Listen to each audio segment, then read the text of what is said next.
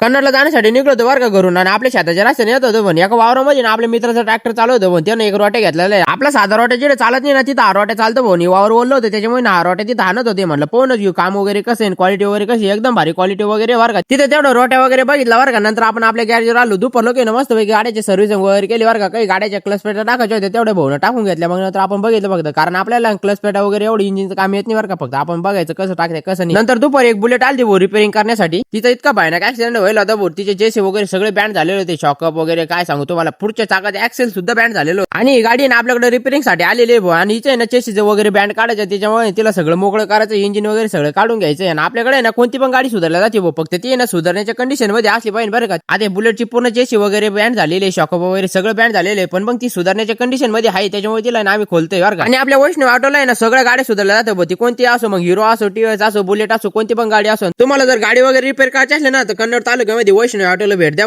तुम्हाला सोपा ऍड्रेस सांगतो भाऊ. तुम्ही हिवरखेड रोड ना शिवाजी कॉलेजला जाण्यासाठी जो राईट मारते का त्याच्या लेफ्ट साईडला आपलं गॅरेज आहे भाऊ. तुम्हाला जर गॅरेज सापडलं नाही तर तुम्ही जर म्हणले युवराज भाऊचं गॅरेज कुठे आहे तुम्हाला कोणी पण सांगून देईल बरं का.